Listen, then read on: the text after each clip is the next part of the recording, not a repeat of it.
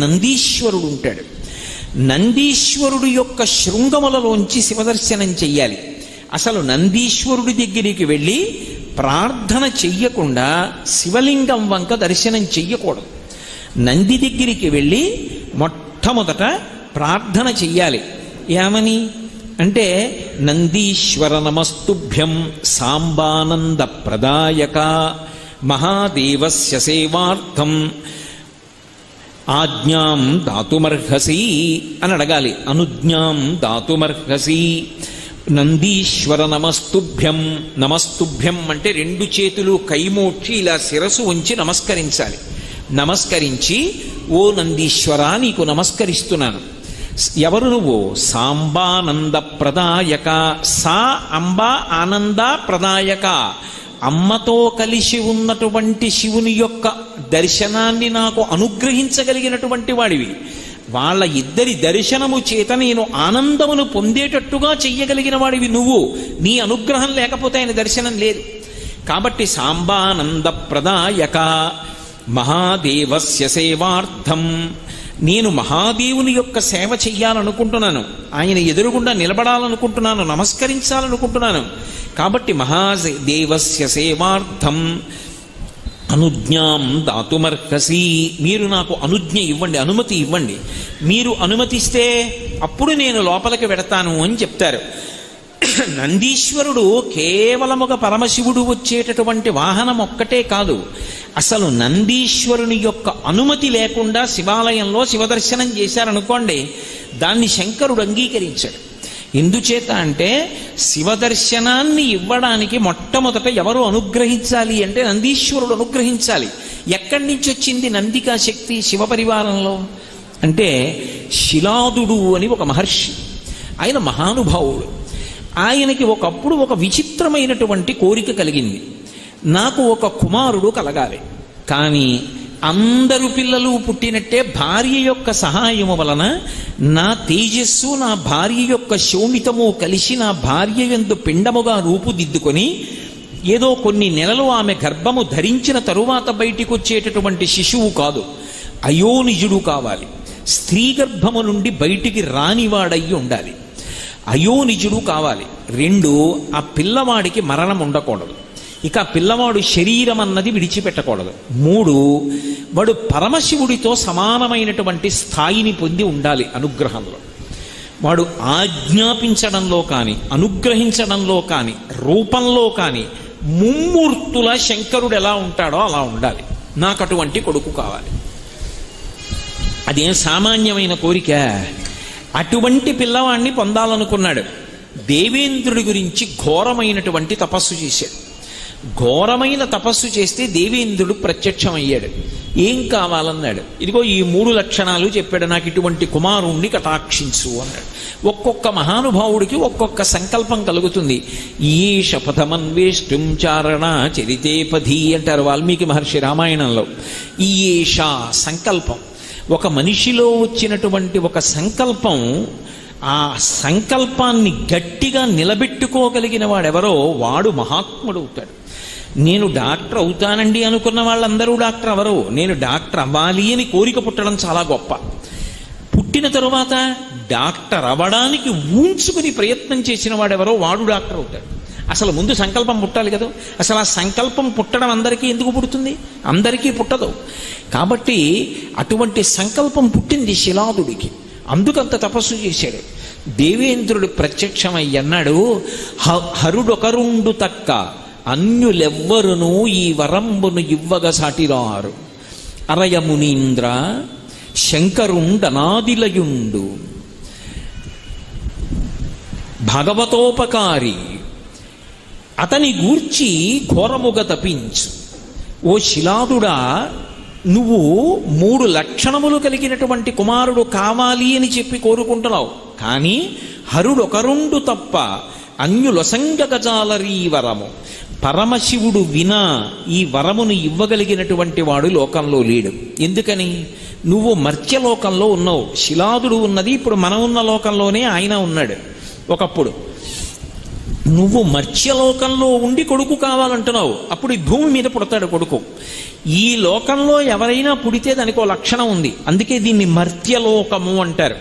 ఈ లోకంలోకి ఎవరైనా శరీరంతో వస్తే వాళ్ళు మళ్ళీ ఆ శరీరాన్ని విడిచిపెట్టేయాలి. ఆ శరీరంతో ఊర్ధ్వలోకాలకి వెళ్ళడానికి అనుమతించరు.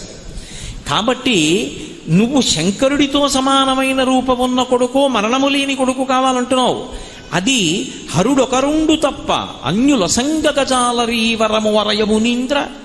ఓ మునీంద్ర విను, అది మేము ఇవ్వలేము, అది మా అధికారంలోకి రాదు. అలా ఈ లోకంలో ఉండేటటువంటి ఆచారానికి భిన్నంగా పుట్టినప్పటికీ కూడా శరీరం విడిచిపెట్టకుండా శాశ్వతంగా ఉండిపోగలిగినటువంటి కుమారుడు, పరమశివుడితో తుల్యమైనటువంటి ఆకారమును, తేజస్సును, నిగ్రహానుగ్రహ శక్తిని కలిగినటువంటి వాడు, ఏ జనన మరణములు లేనటువంటి వాడు, కలగడం సంభవం కాదు, మేము ఇవ్వలేము.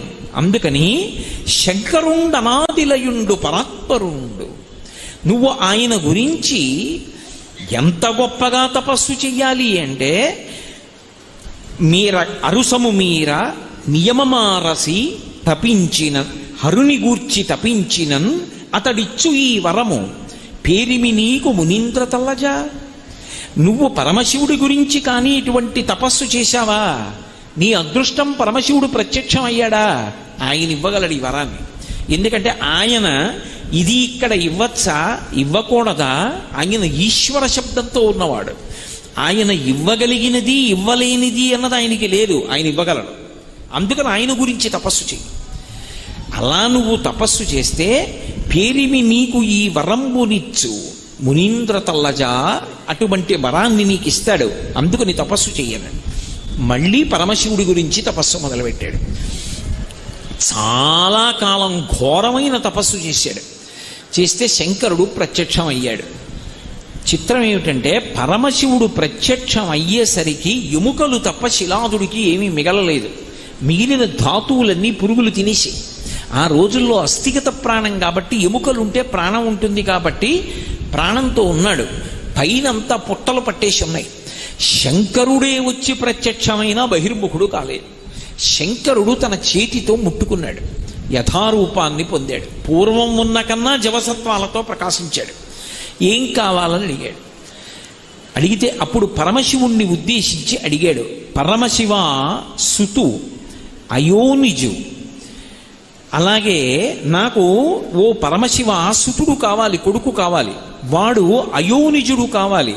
వాడు ఆడదాని కడుపులో పెరిగి పెద్దవాడై 9 నెలలో 12 నెలలో పూర్తయిపోయిన తరువాత బయటికి వచ్చేటటువంటి యోని సంభవుడైనటువంటి వాడు కాకూడదు. అలాగే వాడికి జరామరణములు ఉండకూడదు.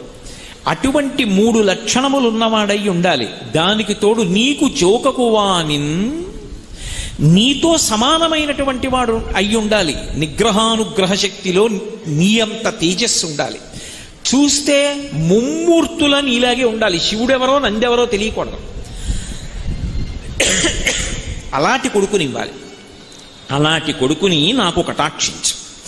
అలాంటి కొడుకుని నాకు ఇస్తే అప్పుడు నేను కృపతో నాకిమ్మో మురిషద, నువ్వు కాని దయతో నాకు అటువంటి కొడుకునిచ్చావా మురిసిపోతాను. సర్వలోక వంద్యపదాబ్జ, సర్వలోకముల చేత నమస్కరింపబడేటటువంటి పాదపద్మములు కలిగినటువంటి పరమశివ, నువ్వు అనుగ్రహించాలనుకుంటే నాకు అదిగో అటువంటి కుమారుణ్ణి కటాక్షించాను. ఆయన ఒక్క చిరునవ్వు నవ్వన్నాడు, సుతుడు కావాలి, వాడు నీ కొడుకయ్యి ఉండాలి, అయోనిజుడయ్యి ఉండాలి, జరామరణములు లేనివాడయ్యి ఉండాలి, నాతో సమానుడయ్యి ఉండాలి. ఇటువంటి కొడుకు కావాలి నీకు. లోకంలో ఇలా అడిగిన వాళ్ళు ఉన్నారా ఎవరైనా? భక్తికి ఎంత పరవశించిపోతాడు పరమశివుడు అన్నదానికి పరాకాష్ఠ నందీశ్వర వృత్తాంతం. తథాస్తు.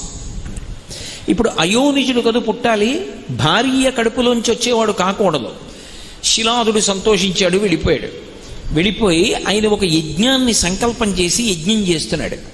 ఆ యజ్ఞం చేస్తూ ఉండగా ఆ యజ్ఞకుండంలోంచి అకస్మాత్తుగా అగ్ని 1000 సార్లు దాని కాంతి పెరిగిపోతే ఎలా ఉంటుందో అంత కాంతితో ఒక బాలుడు పైకి లేచాడు. లేచి యజ్ఞకుండంలోంచి బయటికి వచ్చాడు. ఓ శివానుగ్రహంతో నాకు ఈ కుమారుడు కలిగాడన్నాడు. వాడికి ఉపనయనం చేశాడు, వేద విద్య అంతా నేర్పించాడు, పెరిగి పెద్దవాడు అవుతున్నాడు. పరమశివుడు చిన్న పరీక్ష పెట్టాలనుకున్నాడు. మహర్షుల్ని పంపించాడు. ఆ మహర్షులు ఆశ్రమానికి వెళ్ళి అన్నారు, పరమశివుడు చెప్పిన మాట నువ్వు సరిగ్గా వినలేదు. ఈ పిల్లవాడు అల్పాయుర్దాయం, ఎక్కువ కాలం బ్రతకడవు. ఈ పిల్లవాడు ఆయుర్దాయం అయిపోయింది, ఇంకా కొద్ది రోజులే ఉంటాడన్నాడు. శిలాదుడు ఘోరున ఏడ్చాడు. ఈ పిల్లవాడు అన్నాడు, నాన్నగారు దేనికి ఏడుస్తున్నారు? నిగ్రహానుగ్రహ సమర్థుడు పరమశివుడు, ఆయన ఇవ్వలేనిది లోకంలో లేదు. నేను ఆయన గురించి తపస్సు చేస్తానని వెళ్ళి కూర్చొని పరమశివుడి గురించి తపస్సు చేశాడు. ఆ పిల్లవాడి తపస్సుకి పరమ సంతోషాన్ని పొందినటువంటి శంకరుడు ప్రత్యక్షమయ్యాడు. ప్రత్యక్షమై, నేను నీ పట్ల ఎంతో సంతోషాన్ని పొందాను కాబట్టి నీకు నేను కొన్ని విశేషాలని అనుగ్రహిస్తున్నాను. మీ నాన్న నన్ను వరం అడిగాడు, శిలాదుడికి కొడుకుగా ఉండాలన్నాడు. అందుకు నువ్వు శిలాదుని యొక్క కుమారుడు అని పిలవబడతావు. అయోనిజుడు కావాలన్నాడు, యజ్ఞకుండంలోంచి పుట్టావు. నేను మహర్షులతో అలా కబురు చేశాను, కానీ నిజానికి నేను ఆ మాట అనలేదు. నిన్ను అల్పాయుర్దాయంతో ఉండేవాడివి అనలేదు. నీకు జరామరణములు లేవు, నీకు మృత్యు అన్నది రాదు. నాతో సమానమైనటువంటి రూపం కావాలని మీ నాన్న అడిగాడు. అందుకే నాతో సమానమైనటువంటి రూపాన్ని నీకు అనుగ్రహిస్తున్నానని సమానమైనటువంటి రూపాన్ని అనుగ్రహించాడు. శంకరుడు ఎలా చంద్రరేఖతో ప్రకాశిస్తూ ఉంటాడో అలాగే 3 కన్నులతో చంద్రరేఖతో పరమశివుడితో సమానమైనటువంటి వ్యక్తిగా అపరశంకరుడిగా నందీశ్వరుడు నిలబడ్డాడు. పార్వతీదేవిని పిలిచాడు శంకరుడు. పిలిచి, పార్వతి, ఇతను నీకు పుత్ర సదృశుడు, ఇక పైనుంచి ఇతను కూడా నీకు కుమారుడే. కాబట్టి ఈ నందీశ్వరుణ్ణి నీ కుమారుడితో సమానంగా చూడు. విఘ్నేశ్వరుడికి సుబ్రహ్మణ్యుడికి ఏ స్థానం ఇచ్చావో అదే స్థానాన్ని ఈ నందీశ్వరుడికి కూడా ఇవ్వాలి అని తన జటని ఒకదాన్ని పెరికి ఆ జటలో ఉన్నటువంటి జలాన్ని ఆ పిల్లవాడి మీద పిండాడు. పిండినప్పుడు ఆయన జటలోంచి వెంటనే ఒక నది పుట్టింది. ఆ జట పిండినప్పుడు ఆ పిల్లవాడి మీద పడి ఆ పిల్లవాడి శరీరం అంతా తడిసి ఆ నది ప్రవహించింది. దానికే జటోదక అని పేరు. పార్వతీదేవిని పిలిచి, ఈ పిల్లవాడు నీకు కుమారుడు అన్నాడు. అనేటప్పటికి ఆవిడ ఎంతో సంతోషాన్ని పొంది ఈ చేతిని ఇలా పెట్టింది ఆ పిల్లవాడి తల మీద పెట్టి ఒక్కసారి కన్నులు మూసుకుని సంకల్పం చేసింది. చేసేటప్పటికి శంఖం ఎంత తెల్లగా ఉంటుందో అంత తెల్లటి రంగులో ఉన్నటువంటి పాలు ఆమె చేతుల నుంచి 3 ధారల కింద పడ్డాయి. పడి ఆ పిల్లవాడి శరీరం అంతా అందులోంచి తడిసి కిందకి ప్రవహించింది. దాన్ని అలా ప్రవహించి పార్వతీదేవి చేతి నుంచి 3 ధారలుగా పడి ప్రవహించినటువంటి ఆ ధార ఏదైతే ఉందో అది ఒక నదీ రూపాన్ని పొందింది. దాన్ని త్రిస్రూప అని పిలిచారు. అలాగే ఎప్పుడైతే శంకరుడి యొక్క జట నుంచి వచ్చినటువంటి ఉదకము చేత తాను తరిశాడో, పార్వతీదేవి యొక్క చేతిలోంచి వచ్చినటువంటి 3 ధారల పాల చేత తరిశాడో, పరమ సంతోషాన్ని పొందినటువంటి ఆ పిల్లవాడు ఒక్కసారి గట్టిగా అరిచాడు. ఆ అరిచినప్పుడు వృషధ్వని అంటారు. అంటే ఎద్దు అరిస్తే ఎలా ఉంటుందో అంబారామం అటువంటి రవం చేశాడు. అంత పెద్ద కేక వేసేటప్పటికీ ఆ ధ్వనిలోంచి ఒక పెద్ద నీటి బుగ్గ పుట్టి నదిగా ప్రవహించింది. దాన్ని వృషధ్వని నది అని పిలిచారు. అప్పటికి 3 నదులు పుట్టాయి. శంకరుడు పరమ సంతోషంతో తన తల మీద ఉన్నటువంటి కిరీటాన్ని తీసి పిల్లవాడికి అలంకారం చేశాడు. ఇంతకాలం పరమశివుడి తల మీద అలంకారం చెయ్యబడినటువంటి స్వర్ణ కిరీటాన్ని తీసి ఈ పిల్లవాడి తల మీద పెట్టేటప్పటికీ ఆయన తలలో ఉన్నటువంటి గంగధారతో కూడుకున్నటువంటి ఆ కిరీటంలో ఉన్నటువంటి బంగారంతో కూడుకున్న జలం పిల్లవాడి శరీరం నుంచి కిందకి నదిగా ప్రవహించింది. ఎందుకు ప్రవహిస్తుంది అంటే మిగిలిన వారిని అనుగ్రహించడానికి. దానికి జంబూ అని పేరొచ్చింది, జంబూ నది అని. ఒక్క కనులిప్త ఇలా కనుమూసి కను తెరిచేటప్పటికి ఇంత అనుగ్రహాన్ని పొంది ఆ పిల్లవాడు 4 నదుల ఉత్పత్తికి కారణం అయ్యేటప్పటికి పైన ఉన్నటువంటి మేఘమండలం మురిసిపోయింది. మురిసిపోయి మెరుపులతోటి ఉరుములతోటి వెంటనే తీయటి చల్లటి నీటి ధార విడిచిపెట్టింది. ఆ నీరు పడేటప్పటికీ ఆయన శరీరం మీద పడి ఆ పిల్లవాడి మించి పక్కకి నదిగా ప్రవహించింది. ఆ నదిని స్వర్ణోదక అని పిలిచారు. నందీశ్వరుణ్ణి పరమశివుడు అనుగ్రహించినటువంటి సమయంలో 5 నదులు ప్రవహించాయి. వీటిని పంచనదములు అని పిలుస్తారు. వాటి మధ్యలో నేను లోకాన్ని అనుగ్రహిస్తానని పరమశివుడు జప్పేశ్వరుడు అన్న పేరుతో పిలిచాడు. అందుకే 5 నదులలో స్నానం చేసి ఆ శివలింగాన్ని ఎవరు దర్శనం చేస్తారో వారు మళ్ళీ పుట్టవలసినటువంటి అవసరం ఉండదు. అంత అద్భుతమైనటువంటి రీతిలో ఆ పిల్లవాడి యొక్క జన్మ పరమశివుడి చేత పార్వతీదేవి చేత అనుగ్రహింపబడము ఏకకాలంలో జరిగాయి. ఆశ్చర్యం ఏమిటంటే పరమశివుడు తనతో సమానమైనటువంటి ముఖమండలాన్ని పిల్లవాడికి అనుగ్రహిస్తే శివమహాపురాణంలో బ్రహ్మాది దేవతలతో చెప్పుకున్నాడు నందీశ్వరుడు. ఆయన అన్నాడు, శంకర, నీ అనుగ్రహం వర్ణనాతీతం, దానికి హద్దు లేదు. మా తండ్రి తపస్సు చేసి అడిగాడని నీతో సమానమైన రూపాన్ని నాకు ఇచ్చేశావు, కానీ నాకొద్దు. నువ్వు అనుగ్రహించిన మిగిలినవి స్వీకరిస్తాను, కానీ నువ్వు ఎలా ఉంటావో అలాగే నా ముఖం ఉంటే నాకు నీకు భేదం చెప్పడం కష్టం కావచ్చు, నన్ను శివుడు అనుకోవచ్చు, నాకు అంత ఆశ లేదు. ఇది నీ హద్దులేని అనుగ్రహం, అందుకే నాకు వానర ముఖాన్ని కటాక్షించమని అడిగాడు. ఆ పిల్లవాడు యొక్క వినయ విధేయతలు చూసి సంతోషించినటువంటి శంకరుడు, నువ్వు ఎప్పుడు అలా కనపడాలనుకుంటే అప్పుడు నీ ముఖము వానర ముఖంగా కనపడుతుంది, కోతి ముఖంలా కనపడుతుంది అని అనుగ్రహించాడు. అందుకే వానర ముఖంతో దర్శనమిస్తుంటారు నందీశ్వరుడు. అటువంటి మహానుభావుడై అంత వినయంతో ఆయన నిలబడ్డాడు. నిలబడితే ఆయన్ని ప్రమథగణములన్నిటికీ కూడా అధిపతిగా పట్టాభిషేకం చేశాడు శంకరుడు. అప్పుడు తూర్యములనన్నింటినీ మోగించారు, మంగళవాద్యములను రోగించారు, దిక్కులు పిక్కటిల్లిపోయి పుష్పవృష్టి కురిసింది, అప్సరౌగణములు నాట్యములాడాయి. అంత గొప్పగా ఆయనకి పట్టాభిషేకం చేశారు. అందుకే ప్రమథగణములన్నిటికీ కూడా అధిపతి ఎవరు అంటే నంది. ఆ నంది పేరు ఎందుకు వచ్చింది అంటే శిలాదుని యొక్క కుమారుడు. ఈ పిల్లవాణ్ణి చూశాడు శిలాదుడు. చూసి నందుడౌట చేసి నంది అనుచు నామకరణంబొనర్చి వివిధార్థ సంచయంబు నిమ్మి అర్ధులైన వారికిచ్చి తనియ చేయుచు ముదంబున తనరుచుండే అన్నారు శివమహాపురాణంలో. ఆ శిలాదుట్ట పిల్లవాడి వంక చూశాట.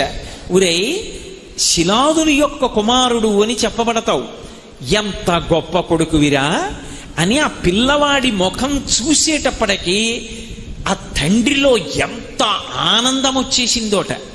నాలో ఉండిపోయిన ఇంత ఆనందం, నా కోరిక తీరింది, పరమశివుడితో సమానమైనటువంటి కొడుకుని నేను కన్నానన్న ఆనందానికి కారణమై రాశీభూతమై సాకారముగా నా ఎదుట నడిచి వచ్చావు కాబట్టి, నా కోరిక తీర్చావు కాబట్టి కొడుకుని నందనుడు అని పిలుస్తారు. తండ్రి ఆనందమునకు కారణమవుతాడు కాబట్టి కొడుకు నందనుడు. ఎంతమంది ఉండనివ్వండి, తండ్రి మనసు కొడుకు కోసం కొట్టుకుంటుంది. అందుకే కొడుకుని నందన అన్న శబ్దంతో పిలుస్తారు. ఎందుకు పిలుస్తారు అంటే ఎవరికి ఆనందం ఇస్తాడు అంటే తండ్రికి ఆనందం ఇస్తాడు. తండ్రికి సంతోషం ఎక్కడ అంటే కొడుకుని చూస్తే. ఎంత కష్టంలో ఉండనివ్వండి, ఆ కొడుకుని ఒకసారి కౌగిలించుకున్నాడు అనుకోండి తండ్రి, అంత కష్టాన్ని మరిచిపోతాట. పుత్రగాత్ర పరిష్వంగా అంటారు. ఆ కొడుకుని కౌగిలించుకోవడంలో తండ్రి అంత ఆనందాన్ని పొందుతాడు. సామాన్యంగా లోకంలో ఉండేటటువంటి పిల్లల్ని చూసినంత మాత్రం చేతనే తండ్రులంతా పొంగిపోతే కొడుకులందరికీ నందనులని పేరు వచ్చింది. అందుకే యశోదానందనుడు, నందనందనుడు, కైకేయీ నందనుడు, దశరథ నందనుడు నందన శబ్దంతో వేస్తారు. ఎందుకంటే వీళ్ళందరికీ ఆనందం ఇచ్చిన వాడని. మరి అటువంటిది లోకంలో ఉన్నటువంటి పిల్లల కన్నా కూడా భిన్నమైనటువంటి రీతిలో అయోనిజుడైనటువంటి శుతుడు, జరామరణములు లేనివాడు, పరమశివుడితో తుల్యమైన వాడు కావాలి నాకు కొడుకని నేను ప్రార్థన చేస్తే, నువ్వు మళ్ళీ తపస్సు చేసి పరమశివుని యొక్క అనుగ్రహాన్ని పొంది 5 నదులు పుట్టడానికి కారణమై పార్వతీ పరమేశ్వరుల చేత అనుగ్రహింపబడి ప్రమదగణాధిపత్యాన్ని పొంది నువ్వు నడిచి వస్తుంటే పరమశివుడికి వాహనంగా అంగీకరింపబడితే నిన్ను చూసి నేనెంత మురిసిపోతాను.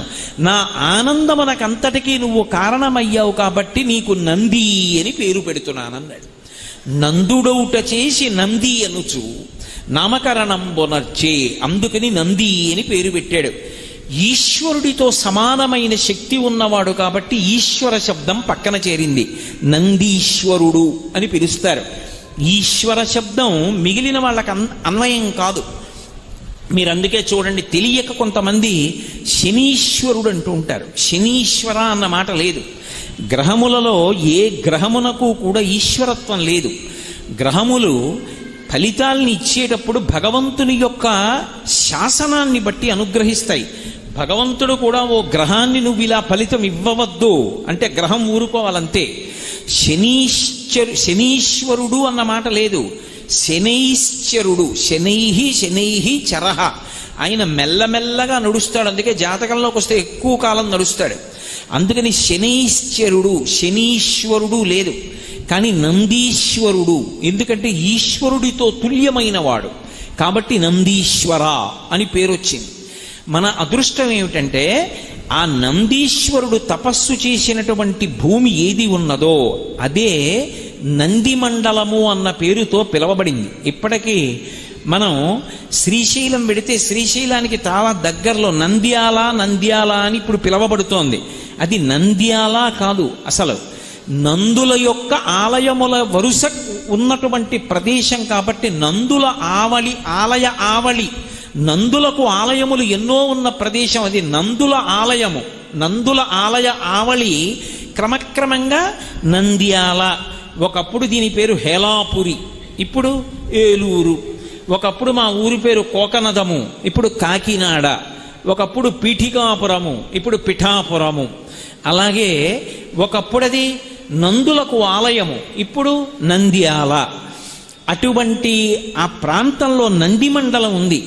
ఎక్కడ నందీశ్వరుడు తపస్సు చేశాడో అక్కడ పరమశివుడు అనుగ్రహించి నందికి శివుడికి భేదం ఉండకూడదని మీ తండ్రి శిలాదుడు అడిగాడు కనుక నేను అక్కడ బ్రహ్మనంది అన్న పేరుతో పెద్ద నందీశ్వర స్వరూపంతో వెలిసి ఉంటాను. ఉండి మిగిలినటువంటి నందులన్నిటినీ కూడా నేను శాసిస్తూ ఉంటాను. నంది తేజస్సు శివ తేజస్సు ఏకీకృతమై వెలిసినటువంటి లింగస్వరూపం. అందుకే అక్కడ ఉన్నది మహానంది. ఒకానొకప్పుడు ఆ మహానంది క్షేత్రాన్నంతటినీ కూడా బాగా పునర్నిర్మాణం చేయడం కోసం పానమట్టం దగ్గర తవ్వారు. తవ్వితే గొర్రె పట్టడానికి ఎంత చోటు ఉంటుందో అంత చోటుతో కైవారం ఉంటుంది. గోరువెచ్చగా ఉంటాయి. మీరు అందుకే ఎప్పుడైనా మహానంది దగ్గర ముందు పెద్ద తటాకం ఉంటుంది. మీరు ఆ తటాకంలో దిగి స్నానం చేస్తే ఎంత నీరు వస్తుంటుందో పక్క పొలాల్లోకి వెళ్ళిపోతుంటుంది. ఎక్కడి నుంచి వస్తోంది ఎవరికి తెలియదు. ఇప్పటికీ కూడా కాళేశ్వరం వెళ్ళినప్పుడు అక్కడ అభిషేకం చేసినటువంటి జలాలన్నీ గోదావరి నదిలోకి ఎలా వెళ్ళిపోతాయో ఎలా అర్థం కాదో అలాగే మహానంది వెళ్ళినప్పుడు శివలింగం యొక్క అడుగు భాగాన్ని తాకి వస్తూ ఉంటాయి ఆ జలాలు. ఒకప్పుడు పునర్నిర్మాణం చేస్తున్నప్పుడు కింద జలప్రవాహాన్ని చూశారు. ఆ ప్రవాహం వెడుతూ ఉంటుంది. అది గోరువెచ్చటి నీటిగా వెడుతూ ఉంటుంది ఆ జలప్రవాహం. అక్కడ మహానంది, ఆ మహానందిని పరివేష్టించి నవనందులుగా 9 నందులుగా ఉన్నాడాయన. అందులో వినాయకనంది, గరుడనంది, ప్రథమనంది, సూర్యనంది, చంద్రనంది, నాగనంది, బ్రహ్మనంది, విష్ణునంది, శివనంది. ఈ 9 నందులు నవనందులు. ఒకప్పుడు నందులు పరిపాలన చేసి ఆ దేవాలయాల్ని పునర్నిర్మాణం చేశారు కాబట్టి అని ఒక మాట. కానీ శాస్త్రంలో 9గా వెలిసినటువంటి నందిస్వరూపములకు ప్రధాన పరిపాలకుడై వెలిశాడైన బ్రహ్మనంది అన్న పేరుతో. మహానందిగా నందీశ్వరుడు శివచైతన్యంతో కలిసి రాశీభూతమైనటువంటి లింగస్వరూపం. అందుకే అది నంది తపస్సు చేసినటువంటి ప్రదేశం. ఆ ప్రదేశంలో అడుగు పెట్టడం, ఆ తటాకంలో స్నానం చేయడం, మహానంది క్షేత్రాన్ని దర్శనం చేయడం పరమాద్భుతమైనటువంటి విశేషాలుగా చెప్తారు. అందుకే మీరు ఇప్పటికీ చూడండి, మహానంది వెడితే ఆ తటాకంలో స్నానం చెయ్యాలనుకున్న వాళ్ళు ₹1 కాసు విడిచిపెట్టారనుకోండి, అంత నీటి కింద నుంచి కూడా నాణ్యం స్ఫుటంగా కనపడుతూ ఉంటుంది. నాణ్యం మీద ఉన్న బొమ్మ కూడా కనపడుతుంది. అంత స్వచ్ఛమైన నీటి ధార, అది ఎప్పుడు ఆగిపోవడం ఉండదు, అలా వస్తూనే ఉంటుంది ఆ నీటి ధార. అంత గొప్ప నందిమండలం ఏర్పడింది. నందీశ్వరుడు అన్న పేరుతో శివపరివారంలో ఆయన ప్రధానుడయ్యాడు. ప్రధానుడై ఆయన అనుగ్రహం లేకపోతే శివదర్శనము కాదు. ఇది నందీశ్వరుడు పొందినటువంటి వరం. అందుకే నేను శివాలయానికి వెడతానండి, వాహనమే కదండి, నేను శివలింగాన్ని దర్శనం చేస్తానండి అంటే కుదరదు. అందుకే నందీశ్వరుణ్ణి మీరు గమనించండి, ఆయన ఆనందమంతా ఎక్కడుంటుంది అంటే శివదర్శనంలోనే ఉంటుంది.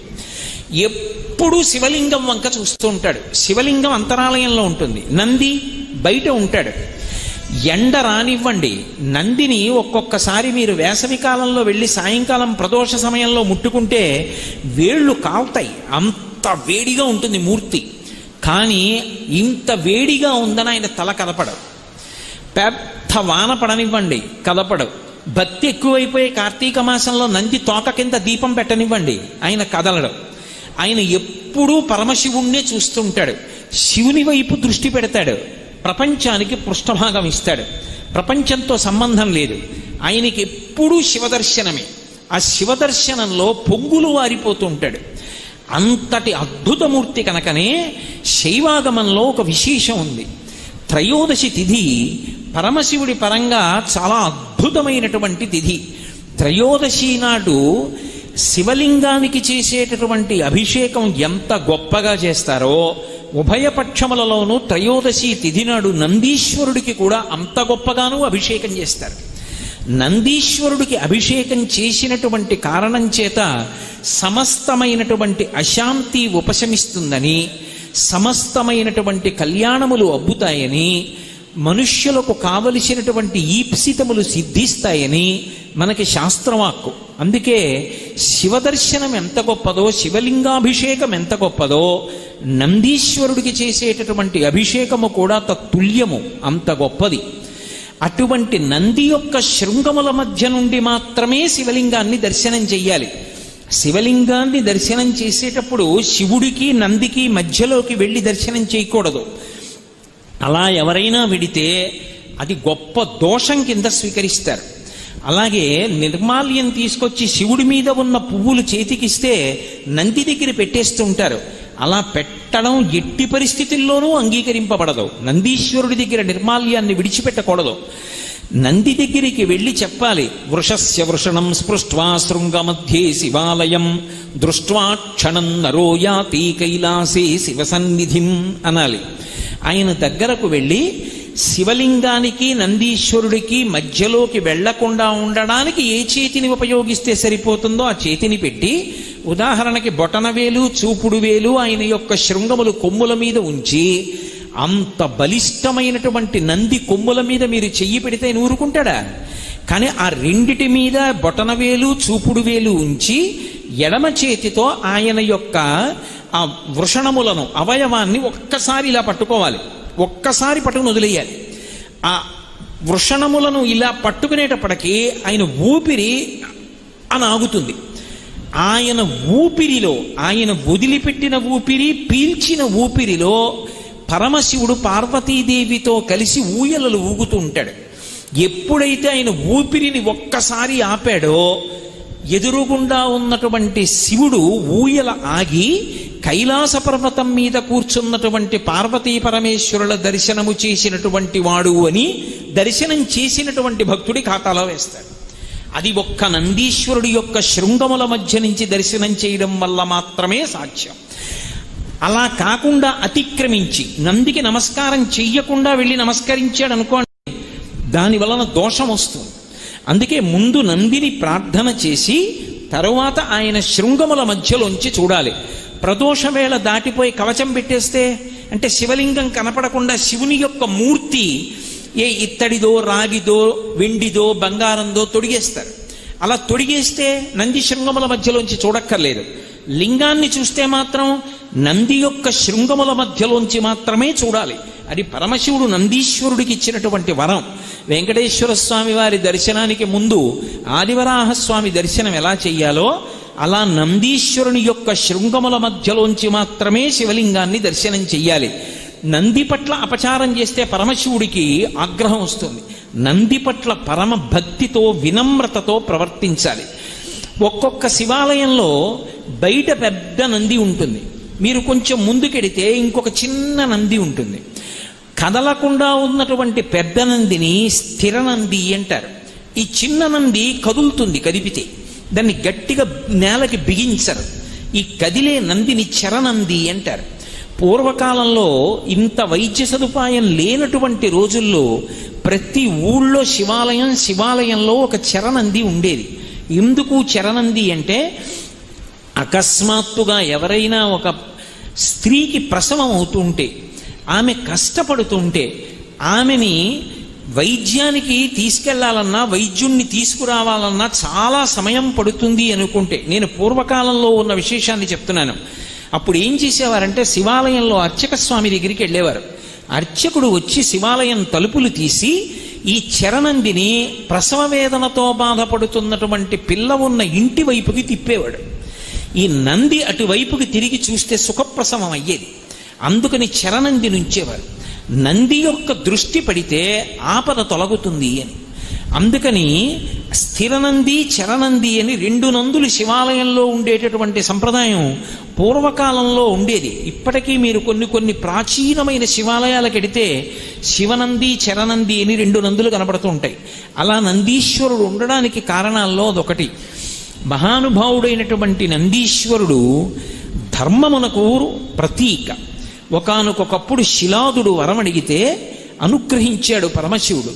అనుగ్రహించి ఎవరు పిల్లవాడిగా వెళ్ళాలి, యజ్ఞకుండంలోంచి పిల్లవాడిగా పైకి వెళ్ళవలసిన వాడెవరు అంటే ధర్ముణ్ణి పిలిచాడు. ధర్మమే ఒక ఆకృతిని పొందితే ధర్ముడు అని పిలుస్తారు. ఆ ధర్ముణ్ణి పిలిచి శిలాదునికి నువ్వు కుమారుడిగా వెళ్ళు అన్నాడు. ఆ ధర్మమే శిలాదుడికి కొడుకుగా వచ్చింది.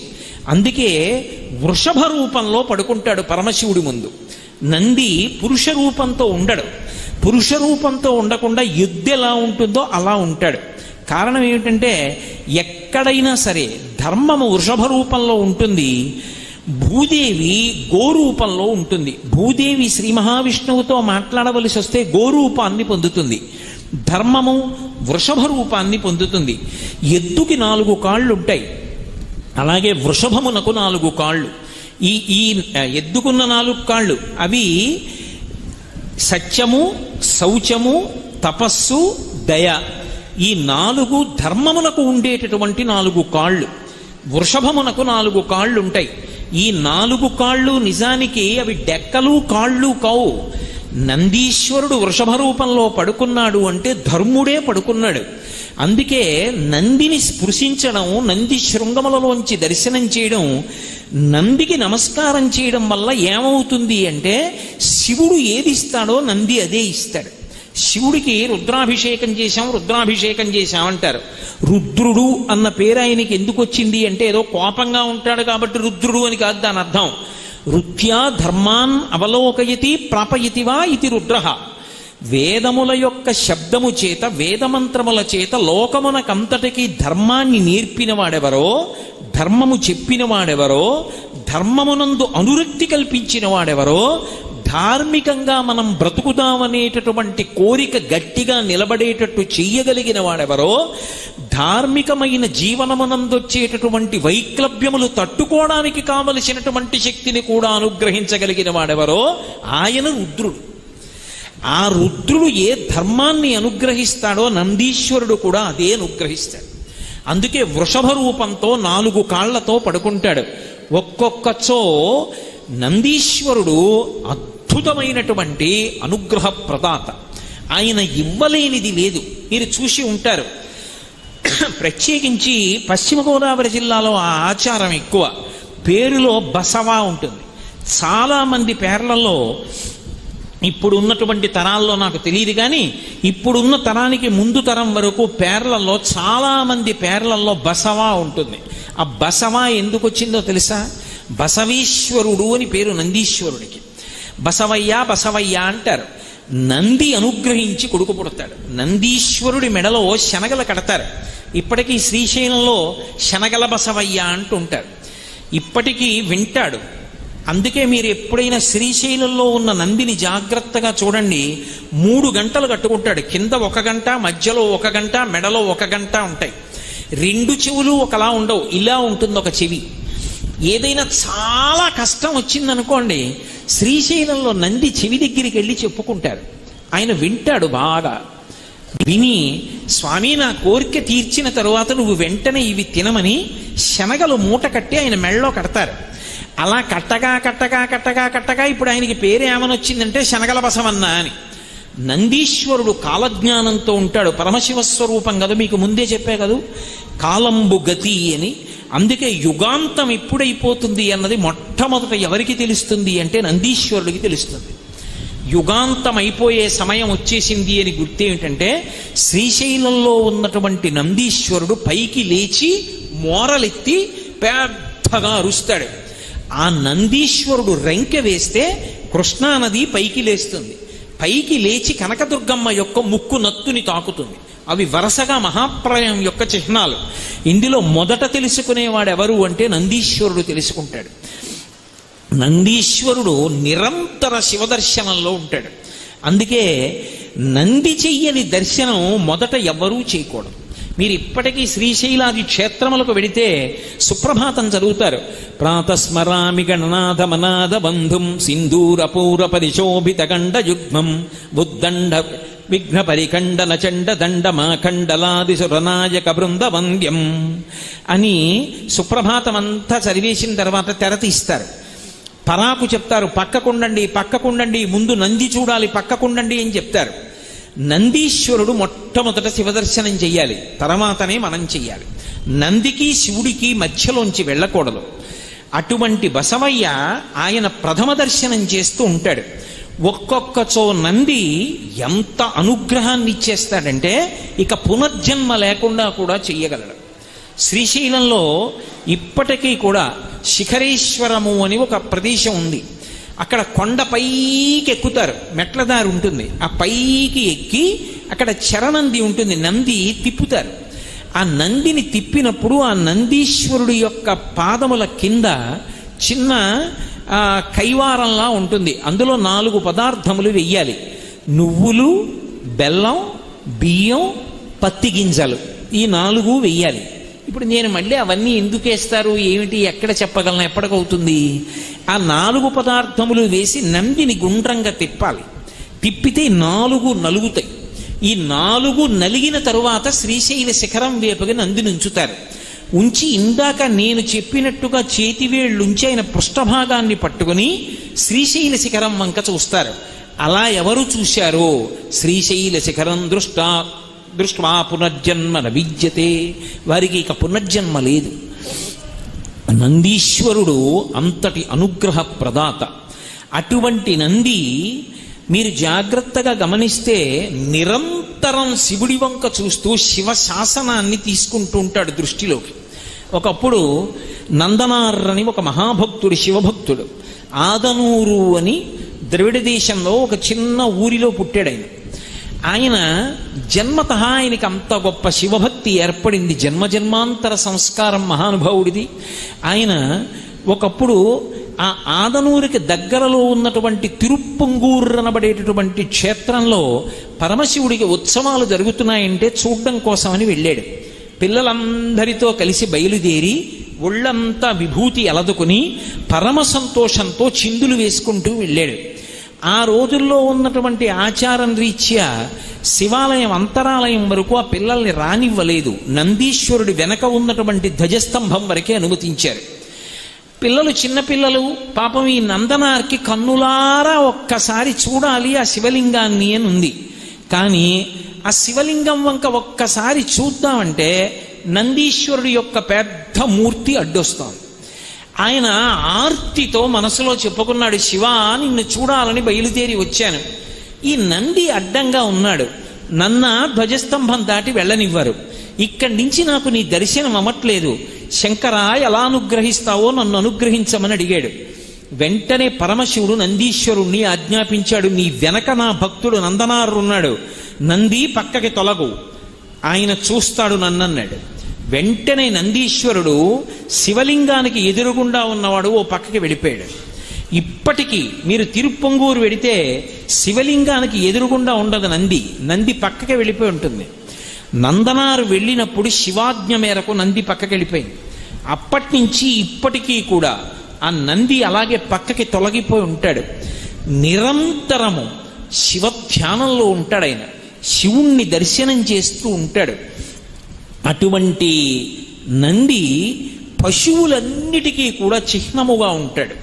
పశువు అంటే ఏదో నేను దూడల గురించి గేదెల గురించి మాట్లాడుతున్నానని మీరు అనుకోకండి. నేను మిమ్మల్ని ఒక్కరినే అంటలేదు. పశువులలో కల్లా మొదటి పశువు ఎవరంటే నేనే. నా మీద పెట్టుకుంటే మీకు మిమ్మల్ని అన్నాను అన్న క్లేశం కలగకూడదని ముందు నా మీద పెట్టుకుంటున్నాను. లోకంలో అన్నీ పశువులే మనతో కలిపి. ఎందుచేత అంటే పశువు అన్న మాటకు అర్థం ఏమిటంటే పాశము చేత కట్టబడినది. మెడలో తాడుండి తాడుతో కట్టబడితే పశువు అంటారు. పశువు, పాశము, కట్టుటకు స్థానము, ఈ మూడు ఉంటాయి. ఒక ఎద్దుందనుకోండి, దాని మెడలో ఓ తాడు, ఆ తాడు రెండో కొస ఏదో కర్రకో దేనికో కడతారు, ఒకవైపు మెడకి కడతారు. కట్టబడడానికి పశువు ఉంటుంది. అలాగే మనకి కూడా గత జన్మలలో చేసుకున్నటువంటి కర్మపాశములు ఉంటాయి. వాటిని అనుసరించి మనం సుఖదుఖములను పొందుతుంటాం. ఆ కర్మపాశముల చేత కట్టబడి ఉంటాం. అందుకే కర్మపాశముల చేత కట్టబడి జన్మ ఒక రాట.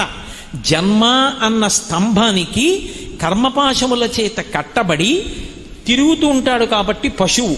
అందుకే శంకర భగవత్పాదులంతటి వారు శివానందలహరి చేస్తూ స్మృతౌ శాస్త్రౌ విద్యాం అంటూ పశుమాం సర్వజ్ఞ ప్రథిత కృపయా పాలయ విభో అంటారు. శంకర, నేను పశువుని, మీరు పశుపతి. కాబట్టి మీకు నాకు ఈ అనుబంధం చాలదా? పశువుని రక్షించుకోవలసిన వాడు పశుపతి, కాబట్టి మీరు నన్ను కాపాడుకోండి అన్నారు.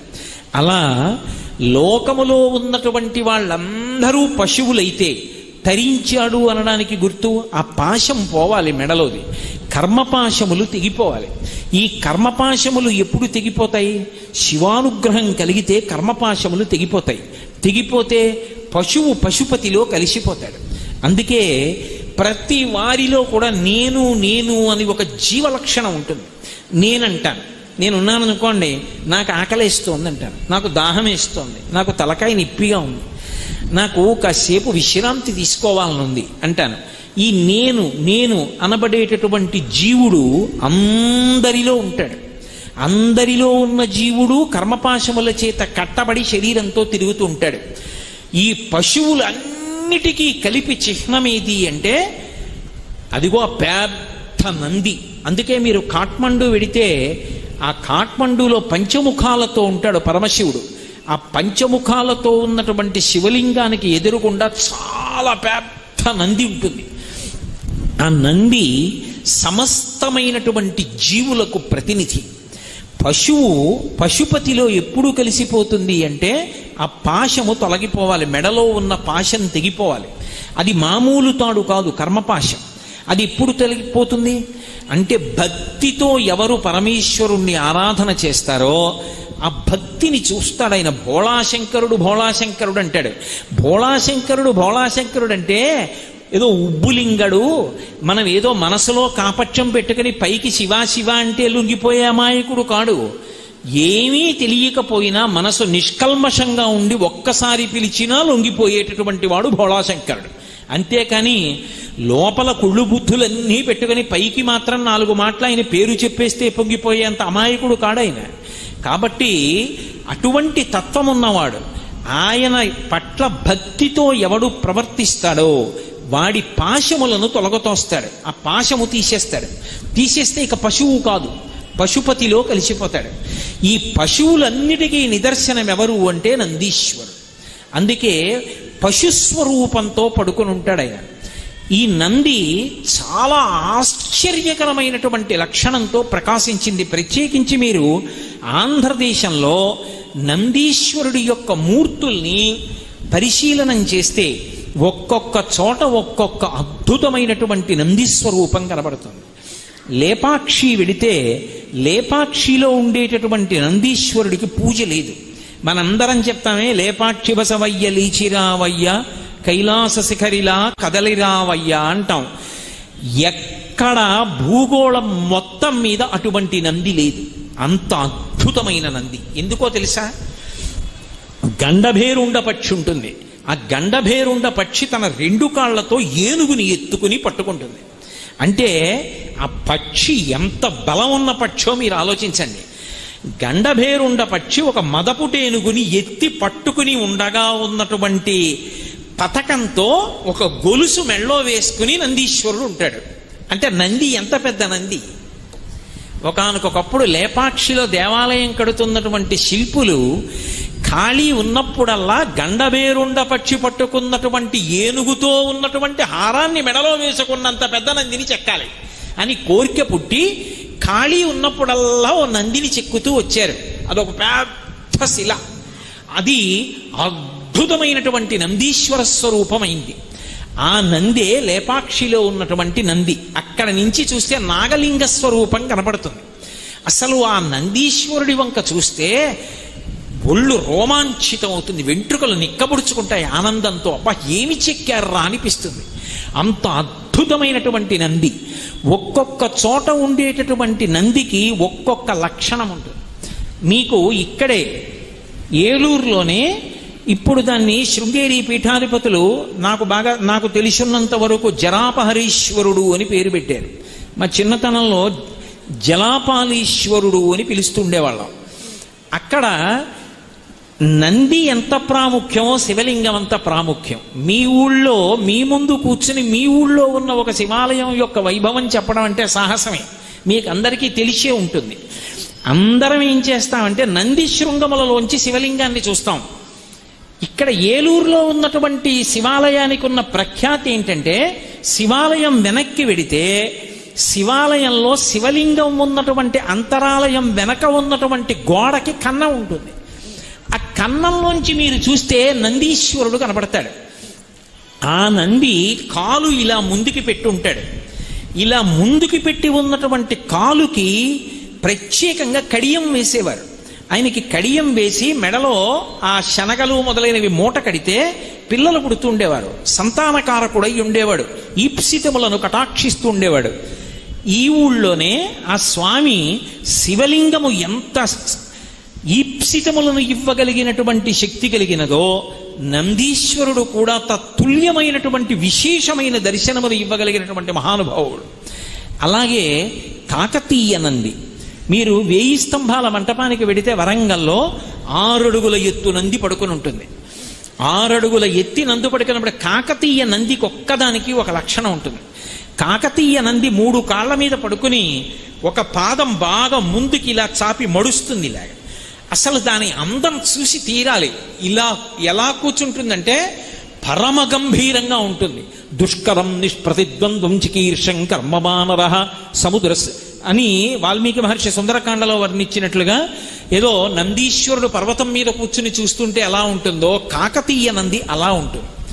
అలాగే ఓరుగల్లు పక్కన వరంగల్ పక్కన రామప్ప దేవాలయం ఉంది. రామప్ప దేవాలయంలో నందీశ్వరుడు ఉంటాడు. రామప్ప దేవాలయంలో ఉండే నందీశ్వరుడు ఒక చమత్కారం.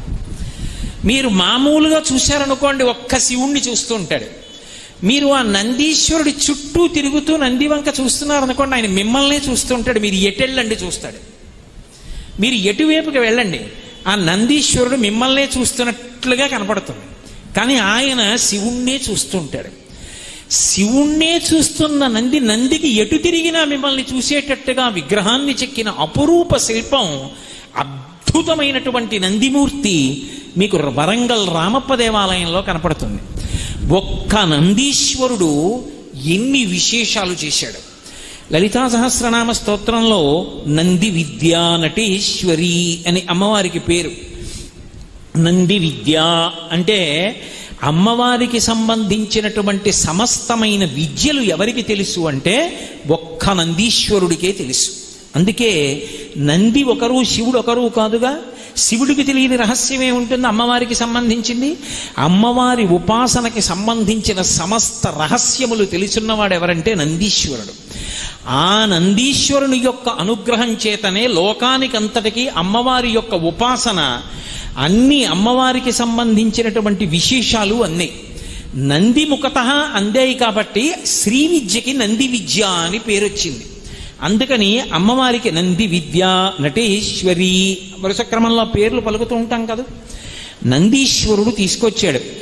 సౌందర్య లహరి ఈ భూమి మీదకి వచ్చినప్పుడు శంకర భగవత్పాదాచార్య స్వామి వారికి అద్భుతమైన పరీక్ష పెట్టినవాడు కూడా నందీశ్వరుడే. ఎందుకని అంటే పరమశివుని యొక్క దర్శనానికి శంకరాచార్యుల వారు యోగ మార్గంలో కైలాస పర్వతం మీదకి వెడితే పరమశివుడు 5 శివలింగములను ఇచ్చాడు. 5 శివలింగములను శంకరాచార్యుల వారు 5 చోట్ల పెట్టారు. కాంచీపురంలో 1, శృంగేరిలో 1, చిదంబరంలో 1, నేపాల్లో 2, 5 లింగములను ఉంచారు. అలాగే అమ్మవారు సౌందర్యలహరిని ఇచ్చింది. సౌందర్యలహరిని తీసుకుని వచ్చేస్తుంటే నందీశ్వరుడు కొన్ని శ్లోకాలు లాగేశాడు. లాగేస్తే శంకరాచార్యుల వారు అలా నిలబడ్డారు. నిలబడితే అమ్మవారంది, శంకర కైలాస